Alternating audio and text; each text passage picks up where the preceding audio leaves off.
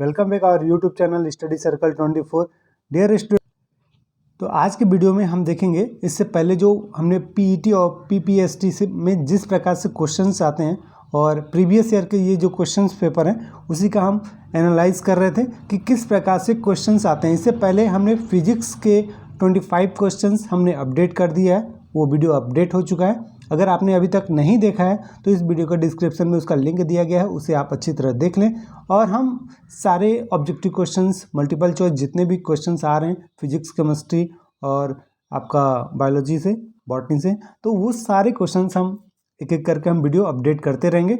तो आप यदि चैनल पर नए हैं तो चैनल को सब्सक्राइब कर लें, साथ ही बेल आइकन का बटन जरूर प्रेस कर लें, जिससे कि पीपीटी और पीएसटी से संबंधित जो भी हम क्वेश्चंस अपडेट करते हैं उसकी आपको जानकारी मिल सके। ठीक है, तो चलिए यहाँ देखते हैं कि क्वेश्चन नंबर 26 से स्टार्ट करते हैं। इससे पहले हमने 25 क्वेश्चंस पहले ही बता दिया है एक्सप्लेन के साथ, तो आज यहाँ देखेंगे 26 क्वेश्चन। ठीक है, तो सब यहाँ पास क्वेश्चंस में पूछा गया है कि एक विद्युत द्विध्रुव को एक असमान विद्युत क्षेत्र के साथ 30 डिग्री का कोण में रखा गया है। ठीक है, तो विद्युत द्विध्रुव अनुभव करेगा, means an electric dipole is placed at an angle of 30 degree to a non-uniform electric field, the electric dipole will experiences।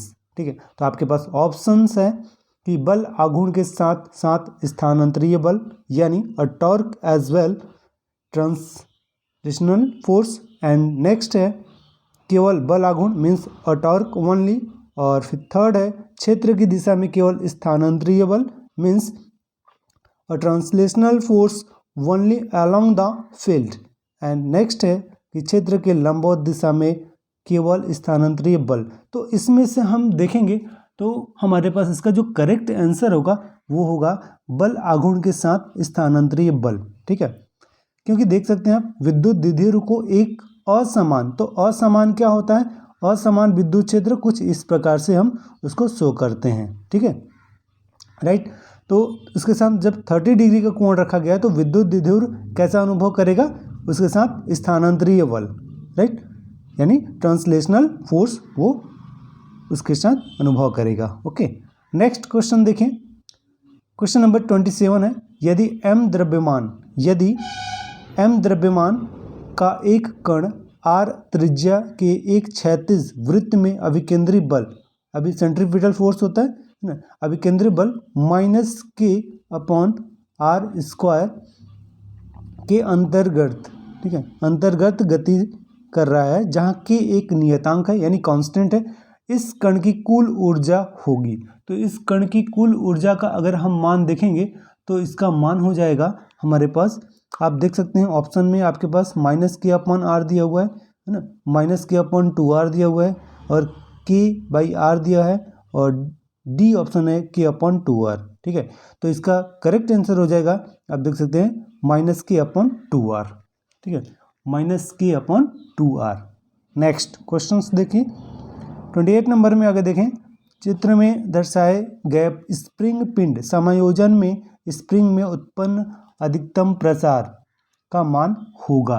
तो अधिकतम प्रसार का अगर हम मान देखें तो यहाँ पास आप देख सकते हैं कि इसका मान होगा इसके अनुसार, सबसे पहले अगर इसमें देखेंगे तो सी ऑप्शन 4mg/k। ठीक है, क्योंकि यहाँ पास अगर आप देख रहे हैं ये m क्या है, द्रव्यमान है, ठीक, और k यहाँ पास एक ऊर्जा के रूप में दिखाया गया है। ठीक है, तो इस प्रकार से इसका आंसर हो जाएगा 4mg/k होगा।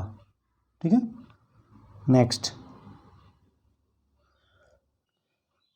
क्वेश्चन नंबर 29 देख लीजिए, यदि m द्रव्यमान और r त्रिज्या का एक ठोस बेलन किसी आनत तल जो क्षैतिज से थीटा कोण, क्षैतिज से कितना थीटा कोण पर है, से विरामावस्था से नीचे की ओर लुढ़कता है, तो इस बेलन के द्रव्यमान केंद्र के वेग का मान होगा जबकि दूरी d लुढ़क चुका हो। ठीक है, तो अब यहाँ पास जो क्वेश्चंस देख पा रहे हैं आप, तो इसका अगर करेक्ट आंसर हम बात करें तो ये होगा D number, option number D. ठीक है, √4/3 GD sin थीटा। ठीक है, ये फॉर्मूले से आएगा। नेक्स्ट क्वेश्चन देखिए, चुंबकीय आघूर्ण m एवं ताप टी के मध्य जो खींचा गया वक्र होगा वो किस प्रकार का वक्र होगा। तो यहाँ से जो आप ऑप्शन नंबर सी देख पा रहे हैं यहाँ पर, ये इसका करेक्ट आंसर होगा। ठीक है, ये जो एक ऐसा कर्व बना हुआ है एम और टी के लिए जो ग्राफ बना हुआ है, तो ये ऑप्शन नंबर सी इसका करेक्ट आंसर होगा। नेक्स्ट देख लीजिए क्वेश्चन नंबर 31। एक समान गति करता विद्युत आवेश उत्पन्न करता है। ठीक है, एक समान गति करता विद्युत आवेश क्या होगा, वो क्यू होता है। विद्युत आवेश को किससे दर्शाते हैं, क्यू से। तो क्यू क्या उत्पन्न कर सकता है, विद्युत एवं चुंबकीय क्षेत्र दोनों। ठीक है, याद रखिएगा, एक समान जो गति करता है वो आवेश विद्युत एवं चुंबकीय क्षेत्र दोनों उत्पन्न कर सकता है। अगला क्वेश्चन देख लीजिए। एक आवेश Q एक काल्पनिक अर्धगोले के केंद्र पर रखा है। इस आवेश के कारण अर्धगोले की सतह से निकलने वाला विद्युत फ्लक्स होगा। तो इसका विद्युत फ्लक्स, तो फ्लक्स का अगर आपने फॉर्मूला देखा होगा तो क्या होता है, Q/ε0 होता है। ठीक है, तो जब अर्धगोला दिया हुआ है, ठीक है, तो अर्धगोला दिया है तो इसका करेक्ट आंसर क्या होगा, इसका जो आवेश रखा हुआ है ये Q है और इसका हाफ, यानी इसी को आप क्या करेंगे 1/2 कर देंगे तो Q/ε0 आ जाएगा। तो ये इसका करेक्ट आंसर होगा, क्योंकि अर्धगोला है। अगर पूर्ण गोला होता है यानी पूरा स्फीयर होता है, इस प्रकार से सर्कल होता है, तो उसका मान कितना होता है, Q/ε0 होता है। लेकिन आधा है तो उसका हाफ हो जाएगा, तो 1/2 लग जाएगा। ठीक है, तो ये करेक्ट आंसर है इसका। नेक्स्ट 33 देख लीजिए। समान द्रव्यमान m के बिंदु द्रव्यमान जिनकी संख्या अनंत x = 1, x = 2, x = 4, x = 8 स्थितियों पर रखे हैं, x = 0 पर कुल गुरुत्वीय विभव का मान होगा। तो यहाँ देख सकते हैं कि हम इसका जो मान निकालना है तो आप किस प्रकार से बताएंगे, क्योंकि x बराबर 1, 2, 4 और 8 दिया हुआ है। ठीक है, तो x बराबर जब 0 पर कुल गुरुत्वीय विभव, ठीक, क्या पूछा गया है, कुल गुरुत्वीय, इसका करेक्ट आंसर हो जाएगा ऑप्शन नंबर बी -2 gm। जी क्या है यहाँ पर, सार्वत्रिक गुरुत्वाकर्षण नियतांक है और यहाँ m द्रव्यमान। ठीक है, नेक्स्ट अब अगला क्वेश्चन देख लीजिए। Question number 34। एक उपग्रह की गतिज ऊर्जा k के साथ पृथ्वी की परिक्रमा कर रहा है। यदि उपग्रह की गतिज ऊर्जा 2k कर दी जाए तब क्या होगा। ठीक है, तो आप देख सकते हैं इसका क्या पूछा है, 2k गतिज ऊर्जा यदि 2k कर दिया जाए तब क्या होगा। ठीक है, तो ऑप्शन है आपके पास, देख सकते हैं, उपग्रह की कक्ष की त्रिज्या दोगुनी हो जाएगी, उपग्रह की कक्ष की त्रिज्या आधी हो जाएगी, और तीसरा ऑप्शन है उपग्रह का परिभ्रमण का काल दोगुना हो जाएगा, और चौथा ऑप्शन है उपग्रह पलायन कर जाएगा। ठीक है, तो याद रखिए जब गतिज ऊर्जा k के साथ पृथ्वी की जो परिक्रमा है जब कर रहा है, तो यदि उपग्रह की गतिज ऊर्जा उसका 2 गुना कर दिया जाए तब क्या होगा, वो उपग्रह पलायन कर जाएगा। ठीक है, उपग्रह क्या होगा, उस समय पलायन कर जाएगा। राइट, अब अगला क्वेश्चन देखिए।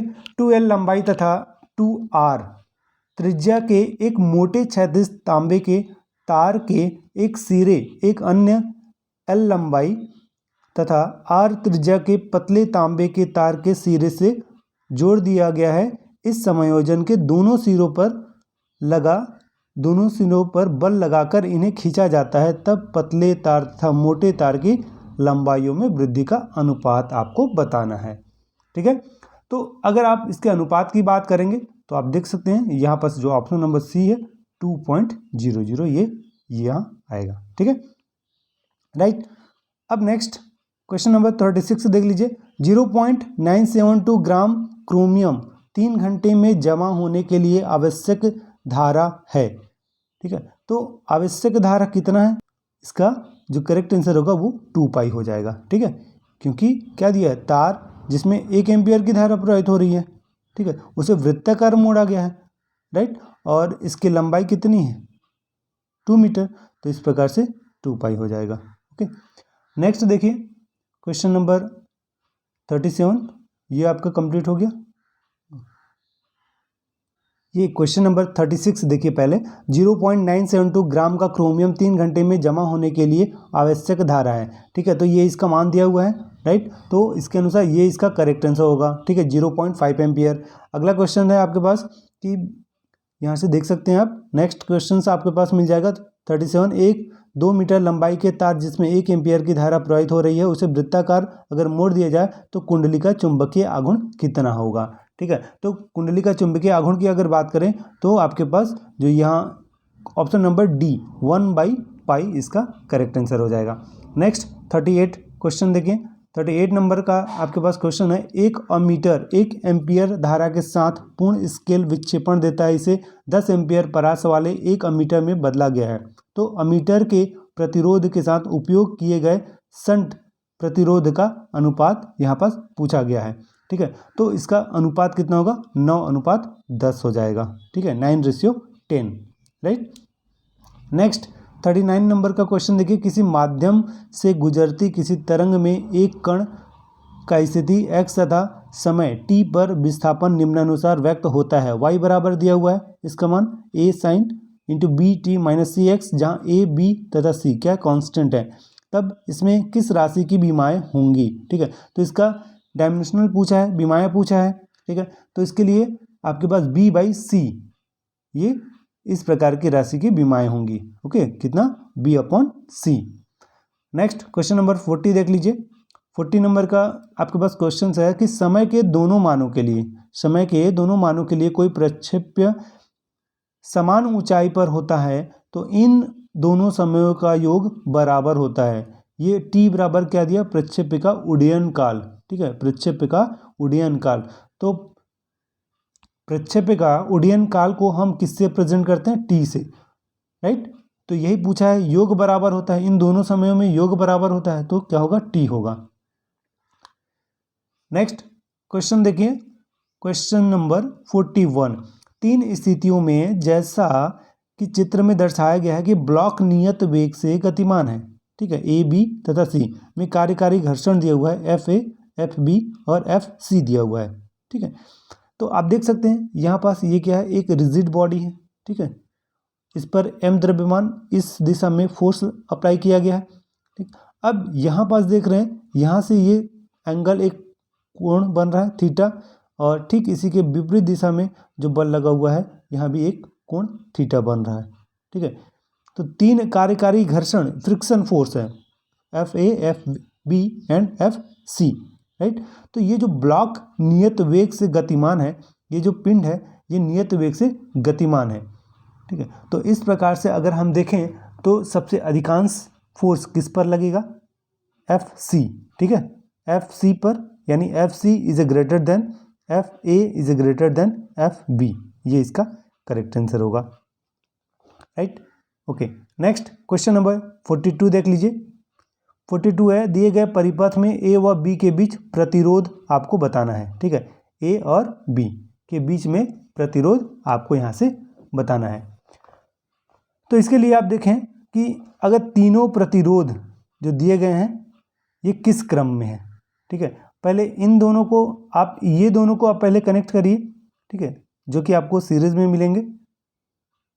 तो यहाँ से आपको क्या करना है, फॉर्मूला अप्लाई करना है। ठीक है, 1/r(s), right, is equal to 1/r1, 1/r2 means और 1/r3। ठीक है, तो दिए गए परिपथ में ए और बी के बीच जो प्रतिरोध है ये एक समान प्रतिरोध है। ठीक है, तो इस प्रकार से R1, R2, R3 का मान अगर आप R रख देंगे तो आपके पास तीनों का जो डिनोमिनेटर है यानी हर है एक समान हो जाएगा। एलसीएम ले लेंगे आप और ऊपर वाले को जोड़ देंगे तो 3 आएगा और 1/RS। ठीक है, तो RS का मान कितना आ जाएगा, R/3 आ जाएगा। तो ऑप्शन नंबर ए इसका सही आंसर है। ठीक है, चलिए नेक्स्ट क्वेश्चन देखिए, क्वेश्चन नंबर 43। 43 में आपके पास पूछा गया है कि एक 5 ओम के प्रतिरोध के तार को इस प्रकार खींचा जाता है कि उसकी लंबाई प्रारंभिक लंबाई की 2 गुनी हो जाती है। इसका नया प्रतिरोध पूछा गया है। ठीक है, तो इसका अगर नए प्रतिरोध की बात करें तो यहाँ पास इसका करेक्ट आंसर क्या हो जाएगा, 20 ओम, 20 ओम। ठीक है, नेक्स्ट देखिए क्वेश्चन नंबर 44 है, एक तार का प्रतिरोध 20 डिग्री सेंटीग्रेड पर 20 ओम है और 500 डिग्री सेंटीग्रेड पर 60 ओम है, किस ताप पर उसका प्रतिरोध 25 ओम होगा। ठीक है, तो इसका करेक्ट आंसर अगर हम देखें तो option number D 80 degree centigrade. Next question देख लीजिए, एक पारदर्शी छड़ जिसका अपवर्तनांक n है, इसमें प्रकाश किरण आपतित कोण से प्रवेश करती है, तो इसका मान पूछा गया है यहाँ पास। पारदर्शी पदार्थ का अपवर्तनांक क्या होना चाहिए, उसमें प्रवेश करने वाली प्रकाश उसके पृष्ठ भाग से बाहर न आए आपतन कोण के सभी मान के लिए। तो आपतन कोण के सभी मान के लिए इसका मान पूछा गया है, तो n is greater than square root 2 होगा। ठीक है, नेक्स्ट क्वेश्चन देखिए, एक अवतल दर्पण को एक द्रव में डुबोया जाता है तो उसके फोकस दूरी में क्या परिवर्तन होगा। ठीक है, फोकस दूरी में परिवर्तन पूछा गया है, तो याद रखिएगा अगर अवतल दर्पण है उसे अगर द्रव में डुबाते हैं तो उसके फोकस दूरी में कोई भी परिवर्तन नहीं होता है। ऑप्शन नंबर डी इसका करेक्ट आंसर हो जाएगा। क्वेश्चन नंबर 47 देखिए, एक प्रतिबिंब की तीव्रता कितनी बढ़ेगी यदि दूरदर्शी के अभिदर्शक लेंस के व्यास का 2 गुना कर दिया जाए तो। ठीक है, तो सीधी सी बात है यहाँ पास 4 गुना हो जाएगा, है ना।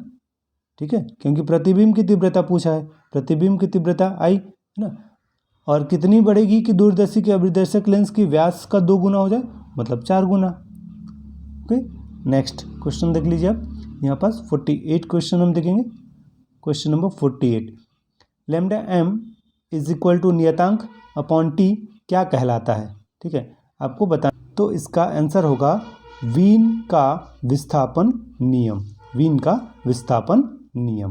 ओके, नेक्स्ट क्वेश्चन नंबर 19 देखिए, आपके पास क्वेश्चन नंबर जो 19 है वो एक स्प्रिंग जिसका बल नियतांक k है, एक स्प्रिंग जिसका बल नियतांक k है को 3 भागों में इस तरह काटा जाता है कि उसकी लंबाई का अनुपात 1:2:3 है। इन कटे भागों को श्रेणी क्रम में जोड़ने पर बल नियतांक k डैश का समांतर क्रम में जोड़ने पर बल नियतांक k डैश डैश प्राप्त होता है, तो k dash ratio k dash dash का अनुपात होगा। ठीक है, तो इसका अनुपात पूछा गया है, तो आप देख सकते हैं 1:2:3 बोला गया है। ठीक है, तो इस प्रकार से यहाँ समांतर क्रम का अगर आप फॉर्मूला आप इस्तेमाल करें तो उसका करेक्ट आंसर आ जाएगा आपके पास 1:11। ठीक है, 1:11, राइट। नेक्स्ट क्वेश्चंस देख लीजिए, एक सरल आवृत्ति गति करते कण के वेग सदिश v तथा विस्थापन x में निम्न संबंध v dv/dx is equal to minus omega square x तथा प्रारंभिक मान x इज इक्वल टू 0 पर v is equal to v0 है, तो विस्थापन x पर v का मान होगा। ठीक है, तो इसका ऑप्शन नंबर बी ये करेक्ट आंसर होगा, v is equal to v0 square minus omega square x square. ठीक है, राइट। अब इसके बाद जो आपको वीडियो मिलेगा वो केमिस्ट्री सब्जेक्ट का मिलेगा। ठीक है, PPST और PET में जो कैसे क्वेश्चन पूछे जाते हैं केमिस्ट्री के वो आपको मिलने वाला है। ठीक है, तो इस वीडियो को लाइक और शेयर जरूर कीजिएगा, और जो भी आपको डाउट है तो वो वीडियो के कमेंट सेक्शन में आप कमेंट कर सकते हैं। ठीक है, बहुत जल्दी हम केमिस्ट्री सब्जेक्ट का भी हम वीडियो अपडेट करने वाले हैं। ठीक है, ओके, तो आज के वीडियो में इतना ही, मिलते हैं नेक्स्ट वीडियो में, तब तक के लिए thank you and good luck.